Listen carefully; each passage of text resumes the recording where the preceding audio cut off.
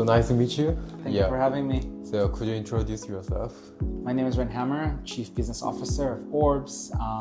Israeli originally, I live in London. I've been with Orbs for over 8 years now. Alright, thank you. So we're gonna first question. Orbs is sponsoring KBW. What does KBW mean to Orbs, and how often Orbs participate in KBW? Yeah, so I think we've sponsored every KBW since inception. We've been around since 2017. I think we've been sponsoring every KBW since 2019. Yeah, Korea is a very important market for us. We have a lot of our community here, both in terms of guardians and holders and participators in our network, as well as two of our main exchanges are here, Abit and Bitham, for traders as well. So it's a very important market for us. So we have 2 people full-time on the ground in Korea always, but we try to come in at least 1 time a year to do community meetups and participate. And KBW is always an amazing time because people are here. So yeah, we can come and interact. So very, very important for us, very crucial for us, this market, and participating in KBW. Okay, thank you. Thank you for your first question. We asked about the Orbs DAO. Yeah, so Orbs DAO just announced here on this event. Yeah. So essentially, we've been doing very, very well on the product side of things with our advanced trading tools such as TWAP, limit, stop loss coming soon, perpetual trading, liquidity aggregation. That's been going very, very well. We're the most widely used layer 3 solution across DeFi and been getting really, really good traction. But that side of the business has been not in direct connection with our token, and that's something we're looking to do better with the help of the Orbs DAO. So very generally, the idea of the Orbs DAO is essentially giving more power, more authority, and more resources to the Orbs holders via the DAO. The DAO will have, I guess, 2 main kind of categories of responsibilities and rights. One is with respect to actual administration of the network, so more technical stuff will be run by governance. But maybe more excitingly, it's also going to be essentially where net revenue from the protocols will be gathered and accumulated and then incorporated into tokenomics. So essentially, the purpose of the DAO will be to receive net revenue generated from the different protocols, then have the community essentially vote with respect to what happens to that treasury. So be it goes back to buyback or burns, buyback distribution, in-kind distribution. There's a few models out there. I think everybody knows them by now. And the idea is really to have the DAO be the thing that kind of administrates that, decide how it's operates, and give people one direct control with respect to how network revenue is allocated, and also obviously the ability to enjoy that direct revenue. And I think that would create a very strong tie between the business side of things and the token. Thank you for introducing Orbs DAO. So next question is, Orbs is making revenue with as layer 3 use cases, and how is the revenue generated, and is it sustainable? Yeah, so essentially, when we were kind of like looking at what we can do with our network, we're trying to figure out what's the killer app in DeFi, and we think that is trading and always been trading. Yeah.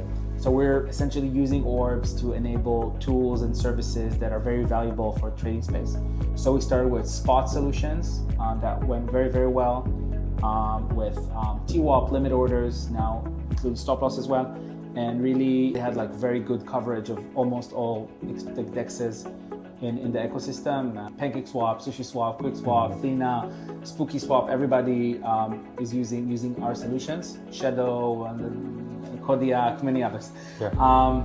So essentially, so that was going well. Then we thought, okay, like what's the next big thing that's happening? And that was perps. We started working on perps almost 2 years ago. So now that narrative is very, very strong. So we're kind of vindicated.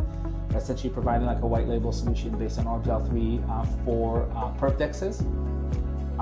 And that's where revenue generated essentially from trading fees.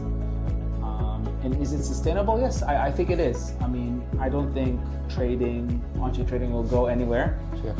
Fine, people trade different narratives, but end of the day, there's still demand for trading.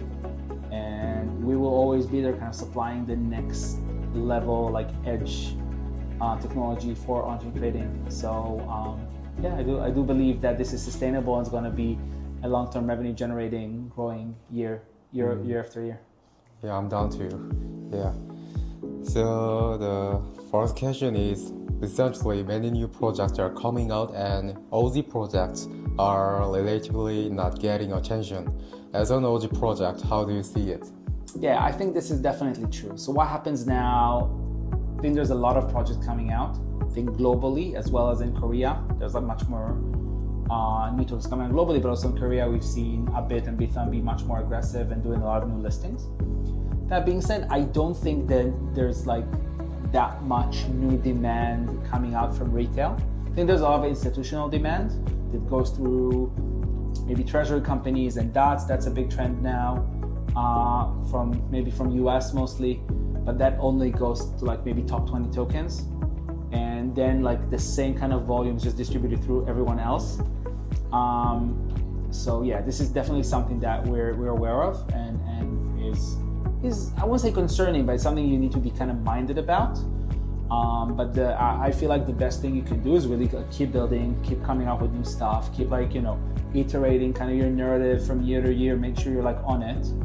And yeah, and I feel end of the day, you see new projects that come out, they go away, but keeping it consistent and steady and pushing for many years, I think will give its ROI, and that's generally what we believe.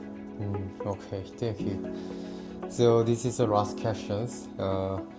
Lastly, if there are any strengths or unique points that Orbs has, please tell them. Yeah, so I think honestly for Orbs, we're as mentioned, we're an OG project. We've been around for a very long time. We have a super sustained working, decentralized network. The Orbs Layer 3, powered by our very strong guardians. I think it's very hard to bootstrap this kind of thing new. It's like hard. It takes a lot of time to like build really like a good working ecosystem that you don't control, that the validators are not being paid as like paid service providers by foundation. So we have a like very strong backbone. Then on top of that, we have our very strong use cases, very strong market dominance existing right now in terms of the DeFi use cases we have. And then on top of it, there's like still a lot to build because the potential is immense, especially in the perpetual side. So honestly, I feel Orbs is like in a very good spot in the sense where we have very, very strong foundations, proven for a very long time on the one hand, but there's still a lot of like massive upside potential because of everything that's going on, because of like the strong purpose narrative and all the stuff we can build on top of it, and revenue generation and connection there with the token. So there's like a lot of things happening that we can do. So yeah, so I guess for Orbs, on the one hand, OG project, on the other hand, like so much things are happening. So I feel like, up only. Right, thank you. So we are done all the questions. To our Orbs Korean community and holders, it's amazing to be here again in Korea for KBW. It's always fun to be here and meet everyone. I think we've had a very, very successful year on the business side, where we had a pretty challenging year on the token side. I hope that when we tie both of them together, we can get really, really good results. Thank you for being with us for so many years and for all your support. And I really hope we'll see very strong results in the near future. I hope alt season is coming. And I hope with the new narrative and the perps and the revenue generation and the DAO, we'll see super strong results between now and the next KBW. So if I don't visit Korea until then, see you next year. But hopefully, we'll have many, many more news until then. So thank you very much.